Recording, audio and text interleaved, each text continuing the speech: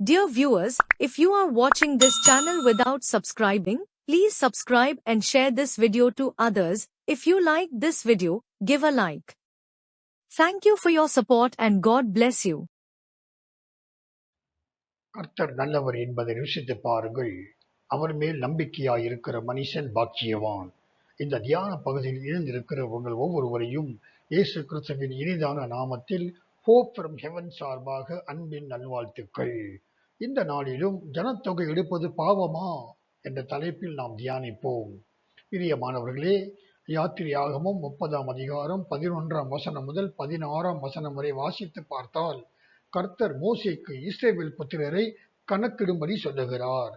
அப்படி கணக்கிடும் போது 20 வயதும் அதற்கு மேற்பட்டவர்களை மட்டும் எடுக்க வேண்டும் என்பது கர்த்தருடைய பிரமாணம். அப்படி 20 வயதும் அதற்கு மேற்பட்ட இருப்பவன் பாவ நிவர்த்தி பணம் என்று அவன் செல்வந்தனாக இருந்தாலும் தரித்திரனாக இருந்தாலும் அரை சேக்கலுக்கு மேலாகவும் அதற்கு குறைவாகவும் கொடுக்க கூடாது என்பது கர்த்தருடைய அடுத்த பிரமாணம். இப்போது 1 நாளாகமம் 21ஆம் அதிகாரம் 1 மற்றும் 2வது வசனங்களை வாசித்து பார்த்தால், அங்கே தாவீது இஸ்ரவேல் மக்களை கணக்கிடும்படி கட்டளை கொடுக்கிறான். ஆனாலும் இந்த காரியம் கர்த்தருடைய பார்வைக்கு பாவமாக தெரிகிறது. 2 சாமுவேல் 24ஆம் அதிகாரத்திலும் நீங்கள் இந்த நிகழ்வை படிக்க முடியும்.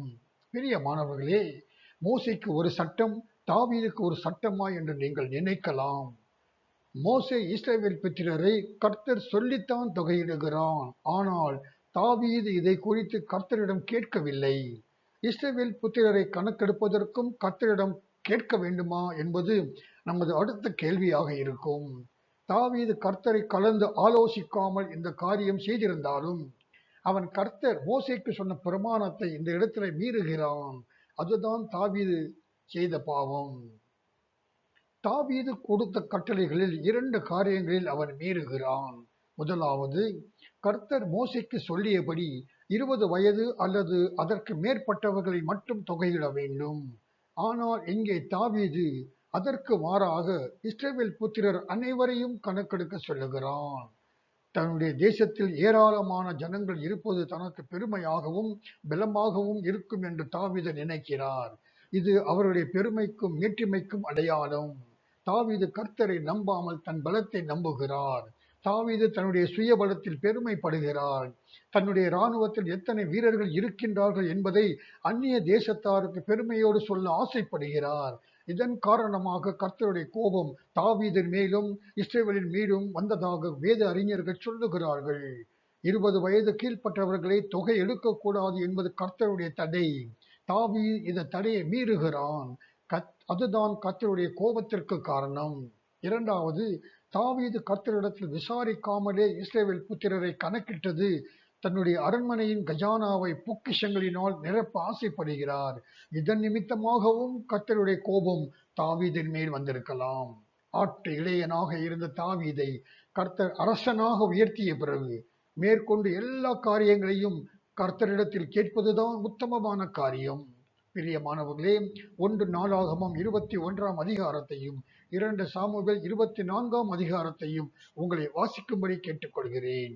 தேவ ஜனங்களே, சகரியாவின் புத்தகம் 4ஆம் அதிகாரம் 6ஆம் வசனத்தில் சொல்லப்பட்டிருப்பது போல, பலத்தினாலும் அல்ல, பராக்கிரமத்தினாலும் அல்ல, என்னுடைய ஆவியினாலே ஆகும் என்று சேனைகளின் கர்த்தர் சொல்லுகிறார் என்று சொல்லப்பட்டு இருப்பதால் நம் பலத்தை நம்பி இருப்போமே ஆனால் அது கர்த்தருடைய பார்வைக்கு பாவமாக இருக்கும். கர்த்தர் அந்த பலத்தை எடுத்துக்கொண்டு விட்டால் நம் நிலைமை பரிதாபத்திற்குரியதாகிவிடும். நம்முடைய பலத்தை கர்த்தரிடம் கொடுத்து விடுவோம். அவர் அதை நம்மை கொண்டு சரியான நேரத்தில் சரியான காரியத்தை செய்ய வைத்து மகிமைப்படுவார். விசுவாசிப்போம், பெற்றுக்கொள்வோம். கர்த்தரே நம்மை பெருக செய்யட்டும். தேவன் தாமே நம் ஒவ்வொருவரையும் ஆசீர்வதிப்பாராக. ஆமேன். ஜெபிக்கலாம். பரலோக தகப்பனே, உமக்கு எங்களது காலை வணக்கம். தேவனே, இன்னும் ஒரு புதிய ஆசீர்வாதமான நாளை எங்கள் வாழ்க்கையில் கூட்டிக் கொடுத்த கிருபைக்காக உமக்கு நன்றி. தகப்பனே, நீர் ஆலோசனை கர்த்தர், சர்வ வல்லமை உள்ளவர் என்பதை நாம் அறிவோம். கர்த்தாவே, நாங்கள் செய்யும் காரியங்களில் உமது பிரமாணத்தை என்றும் மீறாமல் எங்களை பாதுகாப்பீராக. உமக்கே நன்றி செலுத்துகிறோம்.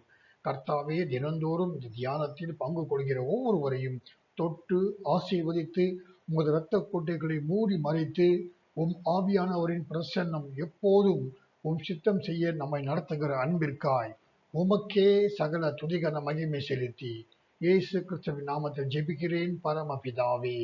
ஆமேன். தேவன் தாமே உங்கள் ஒவ்வொருவரையும் அபரிமிதமாக ஆசீர்வதிப்பாராக. ஆமேன்.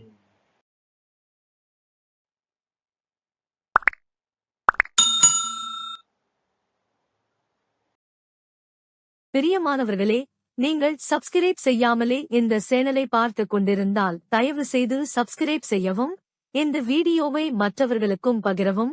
இந்த வீடியோ உங்களுக்கு பிடித்திருந்தால் ஒரு லைக் தரவும்.